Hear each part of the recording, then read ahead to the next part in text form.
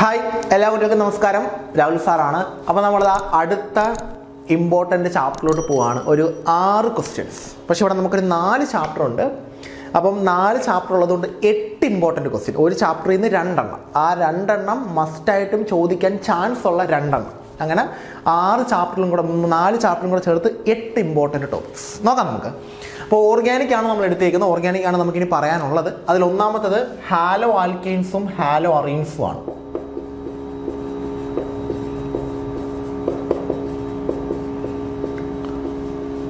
Okay, രണ്ടാമത് വരുന്നതെന്ന് പറയുന്നത് ഹാലോ ആൽക്കീൻസും ഹാലോ അറീൻസും കഴിഞ്ഞിട്ട് next chapter aldehydes, ketones, carboxylic acid ആണ്.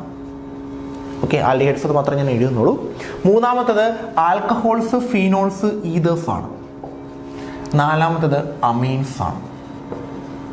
4 ചാപ്റ്റർ, 2 ഇമ്പോർട്ടൻ്റ് ടോപ്പിക്സ് വെച്ച് ഹാലോ ആൽക്കീൻസ്, ഹാലോ അറീൻസിൻ്റെ 2 എണ്ണം, ആൽഡിഹൈഡ്സ്, കീറ്റോൺസ്, കാർബോക്സിലിക് ആസിഡിൻ്റെ 2 എണ്ണം, ആൽക്കഹോൾസ്, ഫീനോൾസ്, ഈതേഴ്സിൻ്റെ 2 എണ്ണം, അമീൻസിൻ്റെ 2 എണ്ണം നോക്കാം നമുക്ക്.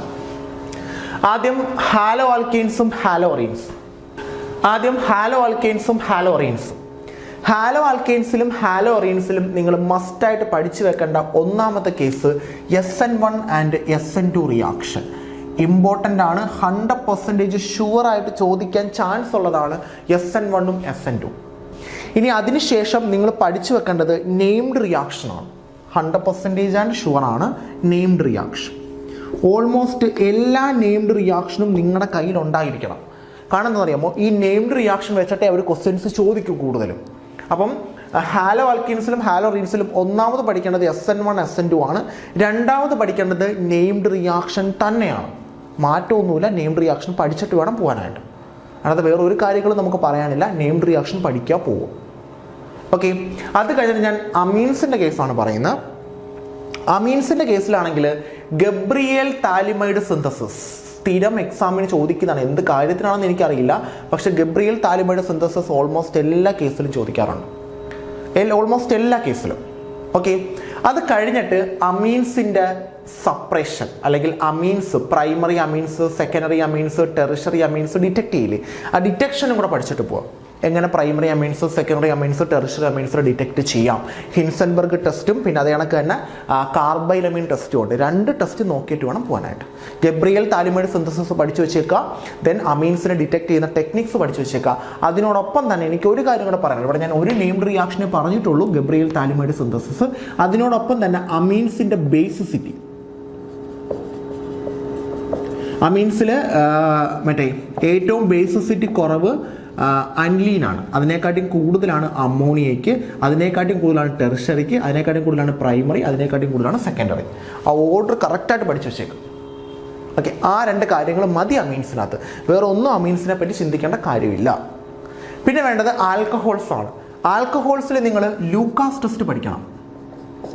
ലൂക്കാസ് ടെസ്റ്റ് ഇമ്പോർട്ടൻ്റ് ആണ്. ലൂക്കാസ് ടെസ്റ്റ് മസ്റ്റായിട്ടും പഠിച്ചിട്ട് വേണം പോകാനായിട്ട്. കാരണം ലൂക്കാസ് ടെസ്റ്റ് ഒരുപാട് വട്ടം നമുക്ക് എക്സാമിന് ചോദിച്ചൊരു ടോപ്പിക്കാണ്. അതിനോടൊപ്പം തന്നെ ഇലക്ട്രോഫിലിക് സബ്സ്റ്റിറ്റ്യൂഷൻ റിയാക്ഷൻസ് നോക്കിയിട്ട് പോവുക. ആരുടെയാ?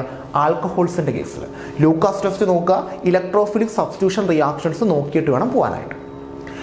ആൽഡിഹൈഡ്സ്, കീറ്റോൺസ്, കാർബോക്സിലിക് ആസിഡിലാണെങ്കിൽ നെയിംഡ് റിയാക്ഷൻസ് 100% ഷുവറാണ്. നെയിംഡ് റിയാക്ഷൻ ഓൾമോസ്റ്റ് എല്ലാം നോക്കിയിട്ട് പോവാം. ഒരെണ്ണം പോലും നെയിംഡ് റിയാക്ഷൻസ് വിടരുത്. നെയിംഡ് റിയാക്ഷൻസ് ഓൾമോസ്റ്റ് ഉള്ള എല്ലാം വായിച്ച് മനസ്സിലാക്കിയിട്ട് വേണം പോകാനായിട്ട്. നെയിംഡ് റിയാക്ഷൻ അതുമായിട്ട് ബന്ധപ്പെട്ടിരുന്ന റിയേജൻ്റ് ആയിരിക്കും നമുക്ക് എക്സാമിന് ചോദിക്കുന്നത്. അപ്പോൾ നെയിംഡ് റിയാക്ഷൻ ഉറപ്പാണ്, ഷുവറാണ്. അതിനോടൊപ്പം തന്നെ നിങ്ങൾ ഒരു കാര്യം കൂടെ നോക്കണം. ആൽഡിഹൈഡ്സിൻ്റെ കേസിൽ നമുക്ക് ഇലക്ട്രോഫിലിക് സബ്സ്റ്റിറ്റ്യൂഷൻ റിയാക്ഷൻസ് വരുന്നുണ്ട്. പക്ഷെ അതത്ര വലിയ കാര്യമായിട്ട് നമുക്ക് എക്സാമിന് ചോദിക്കാറില്ല ഇലക്ട്രോഫിലിക് സബ്സ്റ്റിറ്റ്യൂഷൻ റിയാക്ഷൻസ്.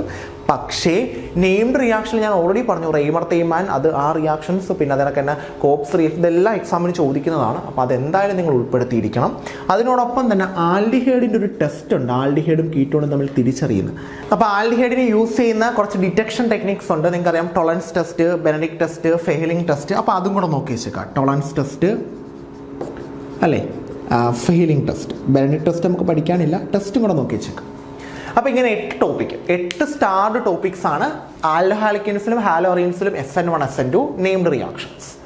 ആൽഡിഹൈഡ്സിൽ നെയിംഡ് റിയാക്ഷൻസ് ഉണ്ട്. അതിനകത്ത് റെയ്മർ തേയ്മാൻ പിന്നെ കോപ്സ് ഇതൊക്കെ ഇമ്പോർട്ടൻ്റ് ആണ്. ആൽഡിഹൈഡ്സിൽ Tollens test, Fehling test.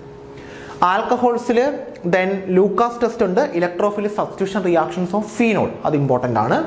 അമീൻസിൽ Gabriel phthalimide synthesis, അമീൻസിൻ്റെ ബേസിസിറ്റി, ദെൻ അമീൻസിനെ ഡിറ്റക്ട് ചെയ്യാൻ യൂസ് ചെയ്യുന്ന ഹിൻസൻബർഗ് ടെസ്റ്റും കാർബൈലമീൻ ടെസ്റ്റും. ഇത്രയും 8 ടോപ്പിക്കാണ്.